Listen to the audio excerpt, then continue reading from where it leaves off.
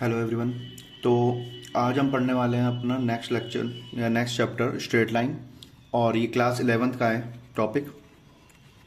मैंने इससे पहले कॉम्प्लेक्स नंबर पढ़ा दिया है। जिस भी भाई का कॉम्प्लेक्स नंबर पूरा ना हुआ हो, जिसको कॉम्प्लेक्स नंबर नहीं आता, वो वहाँ से जाके पूरा पढ़ सकता है। मैंने उसके सारे क्वेश्चन करा दिए, मिसलिनियस के भी और एक्सरसाइज के भी, और टॉपिक भी सारे कवर करा दिए। जो क्वेश्चन अच्छे थे वो भी करा दिए। बस एक लेक्चर और आएगा उसका, जिसमें उसके हॉट्स क्वेश्चन होंगे, मतलब अच्छे क्वेश्चन होंगे। तो बिना किसी देरी के हम स्ट्रेट लाइन चालू करते हैं। सबसे पहले स्ट्रेट लाइन पढ़ते समय एक चीज़ ध्यान रखना, अभी तक जो आपने पढ़ा है, मतलब 10th क्लास में आपने पढ़ा है हाउ टू सॉल्व, 10th या 9th में how to solve the equation आपने ये पढ़ा है। लेकिन आपको 11th क्लास में पढ़ना है how to make a equation. एक इक्वेशन को कैसे बना सकते हैं ये सीखना है, और हम इसके सारे पॉसिबल एस्पेक्ट सीखेंगे। जनरली 4 ही तरीके की होती है लाइंस के, इक्वेशन कैसे निकलती है, 4 तरीके से निकलती है 11th क्लास में जो टॉपिक पढ़ाया गया है। लेकिन इससे पहले हमें एक बेसिक नॉलेज होनी चाहिए जो हर एक बच्चे को होनी चाहिए। वो है सबसे पहले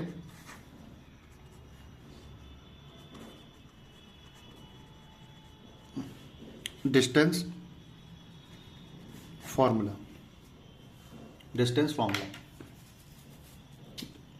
कोई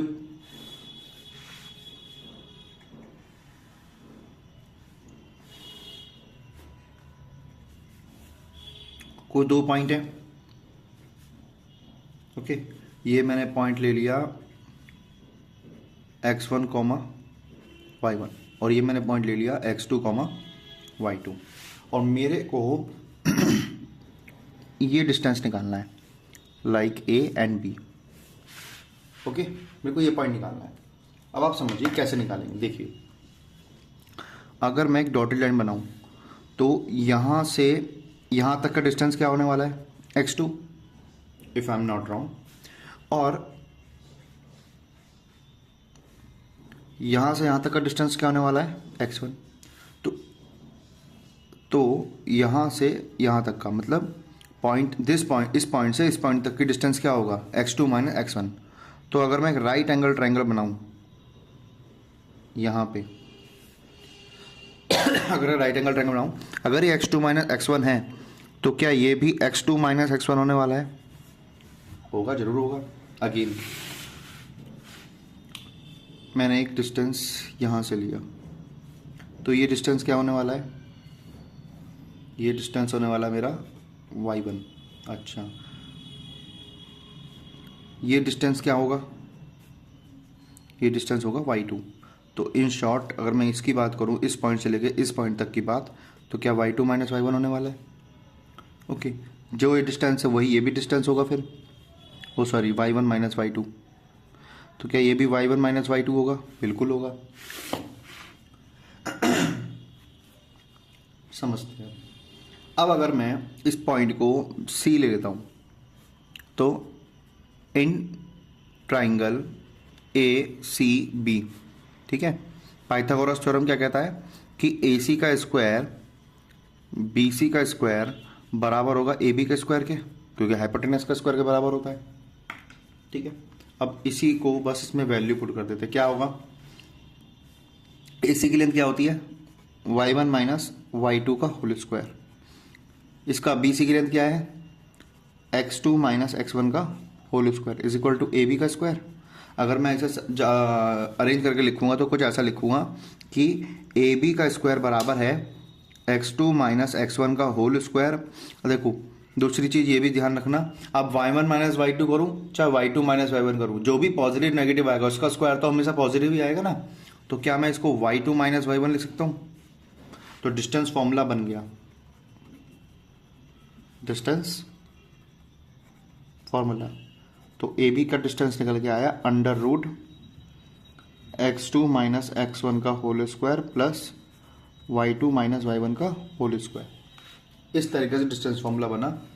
अब हर चीज़ के प्रूफ जानना जरूरी नहीं है, लेकिन कुछ का पता होगा ना तो हमें फिगर बनाने में आसानी होती है। जैसे डिस्टेंस फॉर्मूला ऐसे बना, अगर मेरे से बात करी जाए क्लास 10th के सेक्शन फॉर्मूला की, वो सेक्शन फॉर्मूला क्या होता है, तो हम सेक्शन फॉर्मूला देखेंगे। दूसरे नंबर पे आता है इसका सेक्शन फॉर्मूला। सेक्शन फॉर्मूला ये क्या कहता है देखते हैं। मैंने एक 2D ग्राफ बनाया, एक लाइन है ए बी, बीच में कोई पॉइंट है P, that is unknown point, मुझे नहीं पता, ठीक है, लेकिन इतना पता है ये जो पॉइंट है इस ए बी लाइन को, मतलब ए से बी जो 2 पॉइंट से बन रही है, इसको m/n में डिवाइड कर रहा है। मतलब ए पी और पी बी जो है वो m और n में है, ये आपको गिवन होगा। ओके, ये आपको गिवन होगा। अगर मैं इस a पॉइंट को ले लूँ x1, y1 और इस b पॉइंट को ले लूँ x2, y2, ओके, तो इस पॉइंट को अगर निकालना हो कैसे निकालेंगे, ये x, y होगा, याद करने का सबसे आसान तरीका है, ठीक है। इस m की मल्टीप्लाई करो x के साथ, ठीक है, और n की मल्टीप्लाई करो इसके साथ, क्या mx2 plus nx1 upon m plus n, ये तो निकला आपका x की वैल्यू, ये तो निकली आपकी x की वैल्यू, और my2 plus ny1 upon m plus n, और ये आपकी निकली y की वैल्यू। तो ये है x की वैल्यू, ये y की वैल्यू, या ऑन कंपैरिजन x की वैल्यू ये है, y की वैल्यू ये, तो ये आपका ये सेक्शन फॉर्मूला है। इसी से आपका एक और टर्म बनी है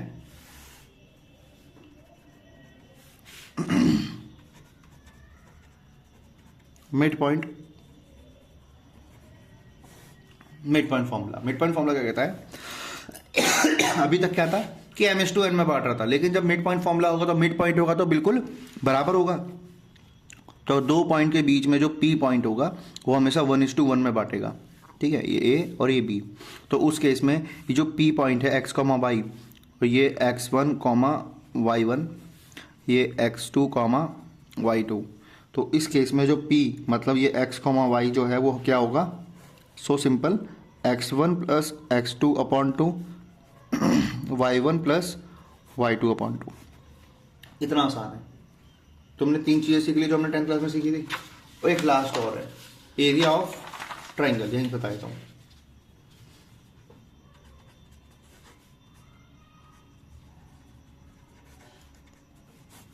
एरिया ऑफ ट्राइंगल, ठीक है, कैसे बताता हूँ, देखो ये कोई ट्राइंगल है, ये कोई ट्राइंगल है ए, बी और सी, ओके। इस ए के पॉइंट है x1, y1, इस बी के पॉइंट है x2, y2, इस सी के पॉइंट है x3, y3। तो अगर मुझे इस ट्राइंगल का एरिया निकालना है, area of triangle A B C, तो इसके लिए आपको मैं एक ट्रिक बता रहा हूँ, एक टर्म है, एक लाइन है 23, 31, 12। अब ये 23, 31, 12 मैं कैसे यूज करूंगा देखता हूँ। 23, 31, 12 कैसे, देखो x1, x2, x3, और इसमें ना आप मोड भी लगा देना। मोड क्यों बोल रहा हूँ, एरिया कभी नेगेटिव नहीं होता। 23 y2 minus y3, 31 y3 minus y1, 12 y1 minus y2। तो ये तरीका है इसको याद करने का, 23, 31, 12। मुझे भी पता है थोड़ा सा कम यूज़ होगा क्योंकि 11th क्लास की चीज़ में 11th क्लास के क्वेश्चन आएंगे, लेकिन अच्छे आएंगे, जब देखोगे आप तो आपको दिखेगा। तो ये आपका बेसिक था जो हमने क्लास 10 में पढ़ा है। लेकिन बात आती है क्लास 11th में क्या क्या आएगा, क्लास 11th में क्या क्या आएगा। तो अभी तक जिस भाई ने इसको लाइक नहीं किया है या कमेंट नहीं किया है, बताना कैसा सेशन है, मुझे भी अच्छा लगेगा और मुझे मोटिवेट मिलता है। ऐसे ही मैं सारे चैप्टर के डालूंगा टॉपिक्स, तो जस्ट स्टे एंड वॉच, और अपने दोस्तों को भेजना जरूर भूलना नहीं बिल्कुल भी।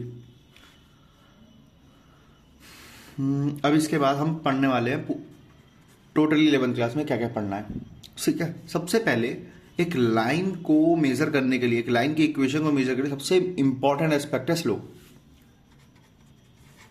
एक सबसे इंपॉर्टेंट एस्पेक्ट है स्लोप। देखो, कोई आपको स्लोप का मतलब ढलान ना बताए तो इससे पहले मैं आपको इसका मतलब बताता हूँ।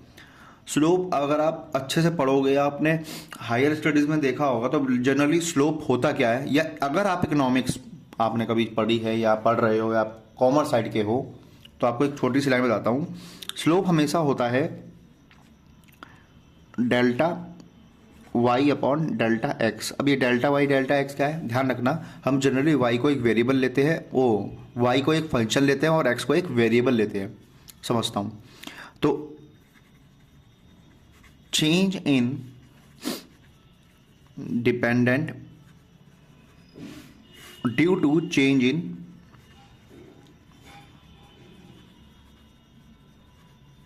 Independent, change in dependent upon change in independent. देखो ये याद नहीं करना, ये पेपर में नहीं आएगा। क्यों? कि कॉमर्स वाले समझेंगे। कॉमर्स वालों में अगर किसी बच्चे ने पढ़ा हो तो वही समझेगा कि स्लोप का मतलब क्या होता है। तो change in dependent upon change in independent, ये कॉमर्स वाले 12th क्लास में पढ़ेंगे, अभी नहीं।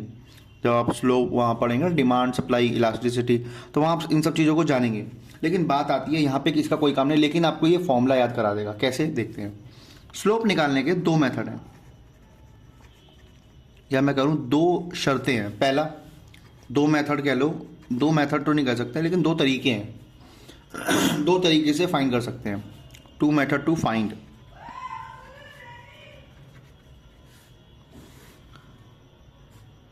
बाहर से कोई आवाज आई हो तो उसे इग्नोर करना है, ठीक है। तो दो मेथड है फाइंड स्लोप करने के। पहला ध्यान रखना,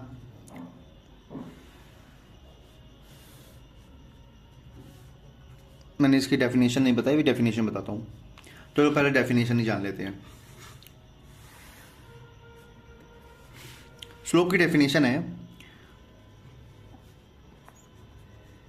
इट इज टेंजेंट, टेंजेंट किसका? ऑफ एन एंगल, अच्छा, made by line, okay, line के द्वारा बनने वाला जो एंगल है उसका टेंजेंट निकालना है। लेकिन कौन सा एंगल? एक लाइन अगर होगी तो दो एंगल बनाती है, एक इस तरफ से और एक इस तरफ से। अगर मैंने एक लाइन बनाई, सपोज करते हैं ये लाइन बनाई, तो ये लाइन कैसी? एक तो यहाँ से एंगल बना रही होगी, यहाँ से। तो कौन सा एंगल है?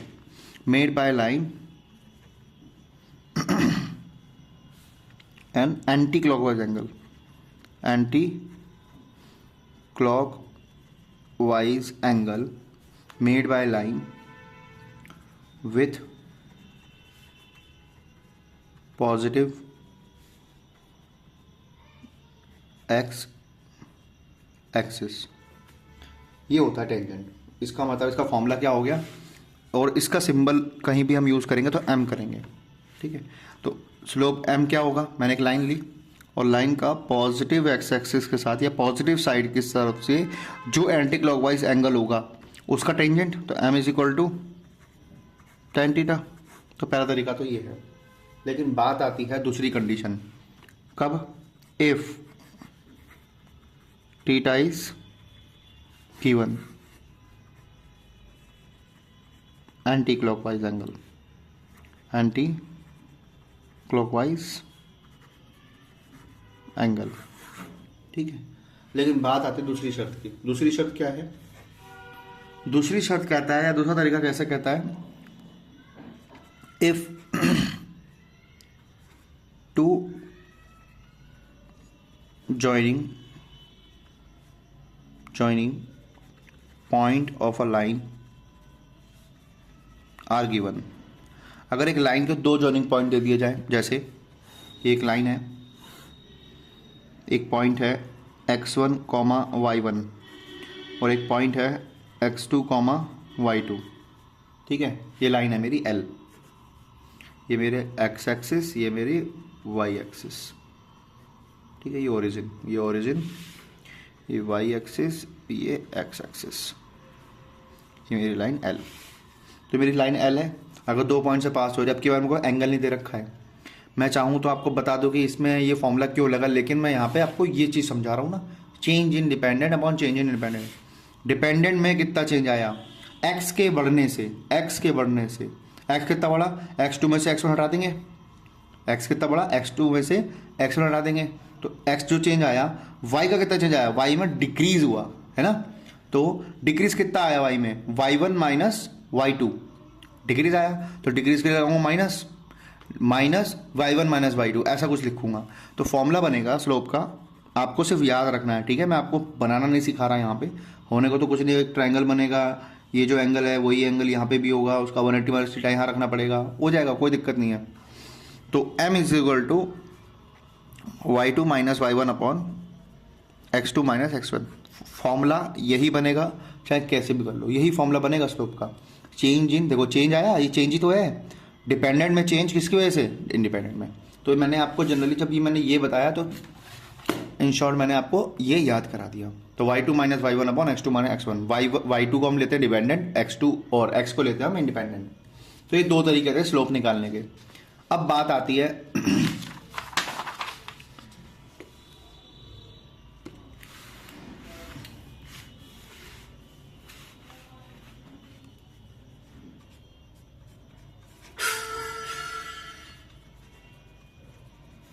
Relation between two lines, relation between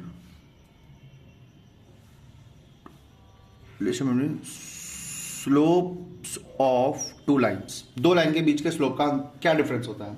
तो पहला केस मैं आपको क्या करता हूं, पहला case, if L1 is parallel to L2, अगर दो लाइन आपस में पैरेलल है, माना मैंने इसका स्लोप क्या है m1 और इसका स्लोप क्या है m2, तो अगर दो लाइन, ये लाइन है ठीक है, और एक ये लाइन है, ये L1 है ये L2 है, तो एक बार बताओ, हमने 9th क्लास में पढ़ा था ना, वो जो इंटरसेक्टिंग दो पैरेलल लाइन, एक ट्रांसवर्सल, तो ये एंगल इसके बराबर होता है कॉरस्पॉन्डिंग एंगल्स, तो ये भी तो कॉरस्पॉन्डिंग एंगल है, ये कॉरस्पॉन्डिंग एंगल ही तो है। तो अगर इसने थीटा एंगल बनाया तो इसने भी तो थीटा एंगल बनाया होगा, तो मैं कह सकता हूं जब भी दो लाइन पैरेलल होगी देन हमेशा दोनों का स्लोप बराबर होगा, हमेशा होगा, दोनों का स्लोप बराबर होगा। क्यों होगा, क्योंकि एंगल सेम बनाएंगे। दूसरा case, if L1 line perpendicular to L2, अगर दोनों लाइन एक दूसरे के परपेंडिकुलर है, तो उस केस में क्या होगा, उस केस में कुछ नहीं होगा, जैसे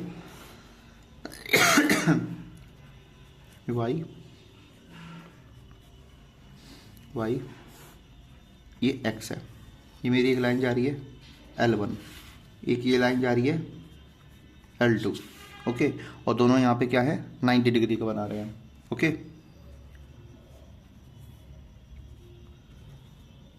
तो जब भी ये दोनों परपेंडिकुलर होंगे तो उस केस में क्या होगा, देन दोनों के स्लोप का प्रोडक्ट हमेशा -1 होना चाहिए, दोनों के स्लोप का प्रोडक्ट हमेशा -1 होना चाहिए। इसका मतलब ये है, क्या है, पहला कि अगर मुझे m2 पता है और m1 निकालना हो तो -1 अपॉन m2।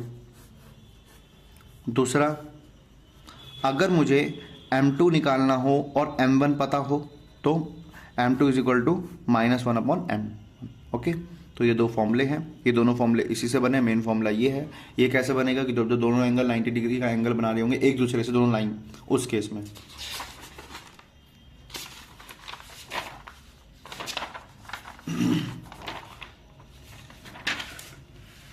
अब इसके बाद एक क्वेश्चन तुम्हें बहुत ज़्यादा परेशान करने वाला है आगे, जब हम फॉर्म्स ऑफ इक्वेशन पढ़ेंगे एक सवाल आएगा जरूर कि सर x एक्सिस का स्लोप क्या होता है और y एक्सिस का स्लोप क्या होता है, मतलब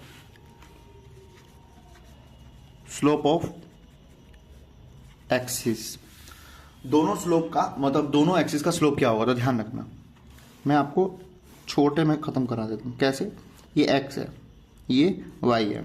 अब इस लाइन की ही बात करते हैं। मैंने सपोज करते हैं एक लाइन ली, ये लाइन है, ये एक लाइन है जो x एक्सिस ही है, एक जो लाइन है ये x एक्सिस है। अब बताइए, हमने स्लोप की डेफिनेशन क्या पढ़ी है कि an angle, anti clockwise angle with positive x axis, positive x axis से एंटी क्लॉकवाइज एंगल, तो positive axis anti clockwise angle तो है ही नहीं, तो एंगल क्या बन रहा है, 0। तो स्लोप ऑफ एक्स एक्सिस क्या होने वाला है, tan 0 डिग्री, और tan 0 डिग्री क्या होता है, 0। स्लोप ऑफ वाई एक्सिस क्या होने वाला फिर, भाई वाई एक्सिस तो 90 डिग्री एंगल बना रही है ना, तो वो क्या होने वाला, tan 90, डेट इज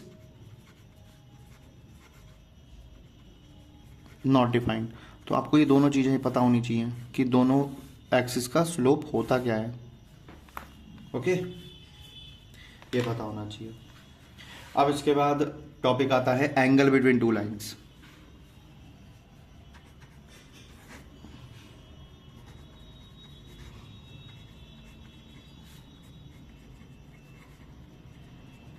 ध्यान रखना, जब एंगल बिटवीन टू लाइंस की बात होगी तो हमेशा एक्यूट एंगल की बात होगी, जो एंगल छोटा होगा। जैसे दो लाइन है L1 L2, दो लाइन है L1 L2, इन दोनों के बीच में छोटा एंगल होगा, इसकी बात होगी।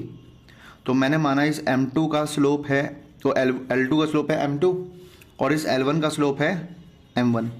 तो जब मुझे दोनों लाइन का स्लोप दे रखा है, या दोनों लाइन के बारे में पता है, इनका स्लोप निकाल सकता हूँ मैं, उस केस में दोनों लाइन के बीच का एंगल क्या होगा, हमेशा एक्यूट एंगल की बात होगी। ठीक है, एक्यूट एंगल की बात होगी। तो फॉर्मूला होगा tan theta is equal to mod M2 minus M1 upon 1 plus M1 M2 का मोड। और ध्यान रखना है क्या कि 1 प्लस M1 M2 कभी भी 0 के बराबर ना हो। इट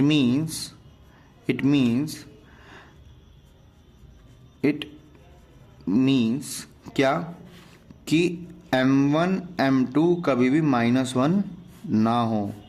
सोचो ये 0 कब बन रहा है, ये 0 तभी बनेगा जब ये प्रोडक्ट -1 होगा। इसका मतलब ये ध्यान रखना है, इसका मतलब डेट इज कभी भी L1 L2 के परपेंडिकुलर ना हो। भाई मतलब तो यही आया ना, एक्यूट एंगल तो तभी आएगा। दोबारा बताता हूँ, जब दो लाइन के बीच का एंगल निकालना हो तो फॉर्मूला होगा, जब दोनों लाइन पता हो, M2 minus M1 upon 1 plus M1 M2, ये फॉर्मूला होगा। जब ये फॉर्मूला होगा तो भाई tan थीटा की वैल्यू कब पॉसिबल है, मतलब निकाल कब सकता हूँ, वैल्यू तो आएगी ना कुछ। तो वैल्यू तभी निकल सकती है जब M1 प्लस M1 M2 कभी भी 0 के बराबर नहीं होना चाहिए। अच्छा, अगर ये 0 के बराबर नहीं है तो ये 0 कब आ सकता है, तो भाई ये 0 तभी आ सकता है जब ये -1 हो, मतलब M1 M2 -1 होगा। ठीक है, M1 M2 -1 नहीं होने चाहिए। ठीक है, अच्छा अगर हो गए तो इसका मतलब L1 L2 परपेंडिकुलर नहीं होंगे, अगर ऐसा है तो ये। लेकिन बात आती है इफ, अगर 1 प्लस M1 M2 0 के बराबर हो गया, तो इसका मतलब किताब में से फॉर्मूला लिखा हुआ है, इसके बारे में ज़्यादा कुछ लिखा नहीं हुआ है। अब बात आती है, अगर ये 0 के बराबर हो गया तो भाई, अगर 0 के बराबर हो गया तो ध्यान रखना है, इसका मतलब होगा क्या कि जो tan थीटा है वो नॉट डिफाइंड आ गया।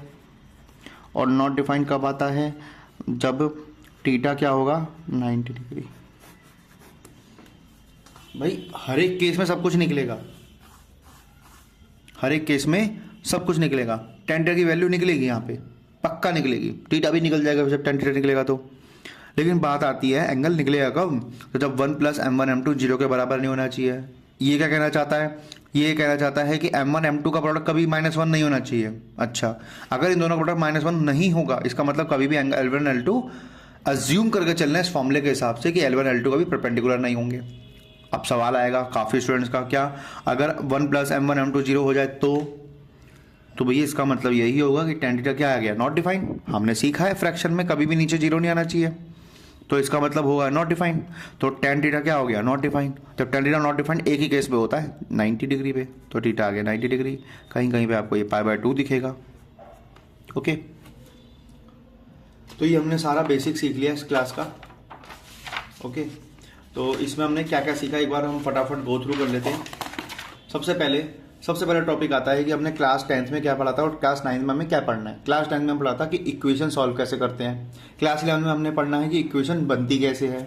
इसके लिए सबसे पहले हमें कुछ बेसिक नॉलेज होनी चाहिए क्लास 10th की। क्या होनी चाहिए कि डिस्टेंस फॉर्मूला क्या होता है। डिस्टेंस फॉर्मूला क्या होता है, जब दो पॉइंट्स दे रखे हो तो उनके बीच का डिस्टेंस कैसे निकलेगा कि distance formula of A B is what √x2 - x1 का whole square plus y2 - y1 का होल स्क्वायर। फिर हमने सीखा था कि सेक्शन फॉर्मूला क्या होता है। सेक्शन फॉर्मूला हमेशा ध्यान रखना, सेक्शन फॉर्मूला क्या होगा। सेक्शन फॉर्मूला होगा अगर दो पॉइंट, अगर एक लाइन है, एक लाइन सेगमेंट है, एक लाइन के दो पॉइंट्स का मेरे को बता दी, दो पॉइंट्स गिवन दे दिए कि भाई दो पॉइंट हैं, उसके बीच में कोई तीसरा पॉइंट आ गया जो कि उस लाइन को डिवाइड कर रहा है। इस लाइन को डिवाइड किसमें कर रहा है, भी एम और एन में, मतलब एम और एन के रेशियो में। तो उस केस में वो पॉइंट क्या होगा, जो बीच में पॉइंट है वो पॉइंट क्या होगा। तो पॉइंट निकालने का तरीका है सेक्शन फॉर्मूला। इसे ही बोलते हैं सेक्शन फॉर्मूला। क्या, ये जो x, y है वो होगा mx2 + nx1 अपॉन m+n, या और कॉमा y कोऑर्डिनेट निकालने के लिए my2 + ny1 अपॉन m+1। इसको बोलते हैं, ये तो सबको पता होगा, ये एब्सिसा होता है, ये ऑर्डिनेट होता है, ये सबको पता होगा। अच्छा, अगर सर ये पॉइंट बीचम बीच में हुआ तो भाई बीचम बीच में हुआ तो m और n 1 1 हो जाएंगे भाई, रेशियो बराबर आएगा ना अगर बीचम बीच में है तो उस केस में हमारा एक नया फॉर्मूला बनता है mid point formula. Mid point formula क्या कहता है, अगर दो पॉइंट के बिल्कुल बीचों बीच में कोई पॉइंट है उसकी वैल्यू निकाल के दिखाओ। भाई हमें पता है वो क्या बना रहा होगा, 1.1,1 मतलब 1:1। तो फॉर्मूला होगा x1 + x2/2 y1 + y2/2। Okay, फिर तीसरा आता है, तीसरा कंसेप्ट जो हमने वहाँ सीखा है क्लास 10th में कि अगर एक ट्राइंगल के तीनों गिवन पॉइंट दे दिए हों, अगर एक ट्राइंगल के 3 गिवन पॉइंट दे दिए जाएं कि ये मेरा ट्राइंगल के तीनों पॉइंट ये हैं कोऑर्डिनेट एक्सिस पे, अगर मैंने बनाया कार्टेशियन प्लेन पे, तो उस केस में ट्राइंगल का एरिया क्या होगा, उस ट्राइंगल का एरिया क्या होगा। तो उस ट्राइंगल का एरिया निकालने का तरीका है 23, 31, 12। ये मैंने आपको बताया कैसे याद करना है।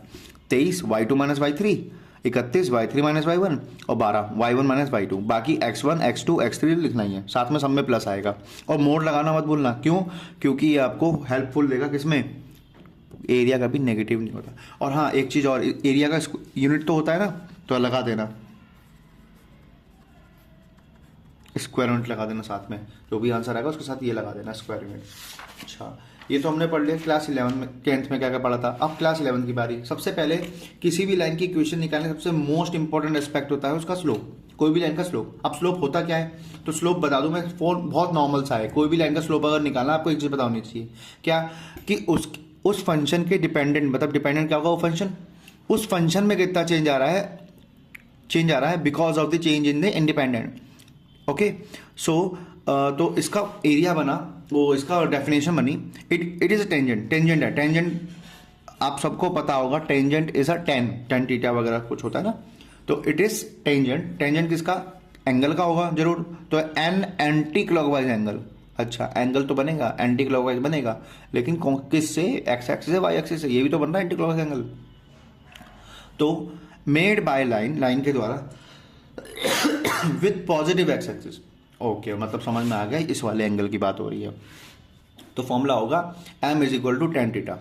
अच्छा, थीटा क्या है यहाँ पे, हमेशा थीटा में गिवन होगा तभी ये फॉर्मूला लगेगा, अदरवाइज फॉर्मूला लगेगा नहीं है। और थीटा के यहाँ पे होगा एंटी क्लॉकवाइज एंगल। फिर दूसरा पॉइंट, दूसरा केस आता है अगर if 2 joining points of a line are given, मतलब एक लाइन के 2 जॉइनिंग पॉइंट्स मुझे गिवन दे दिए जाए, जैसे x1 y1 और x2 y2। तो उस केस में स्लोप क्या आएगा, तो उस केस में स्लोप आएगा y2 - y1 upon x2 - x1। इसके बाद हमने सीखा था कि दो लाइंस के बीच का रिलेशन क्या होगा, दो लाइंस के स्लोप के बीच का रिलेशन क्या होगा, अगर वो लाइन पैरेलल है। अगर पैरेलल है तो दोनों का स्लोप बराबर होंगे, लेकिन अगर वो लाइन दोनों परपेंडिकुलर है तो उस केस में क्या होगा, उन दोनों का स्लोप का प्रोडक्ट हमेशा -1 होगा। इससे दो रिजल्ट और निकले थे, m1 बराबर होगा -1/m2 और m2 बराबर होगा -1/m1। ओके, देन हमने टॉपिक पढ़ा उसके बाद स्लोप ऑफ एक्सिस, मतलब सवाल आता है ना, आता है एमसीक्यू में आता है, what is the which of the following is the slope of X axis, which of the following is the slope of a line parallel to X axis.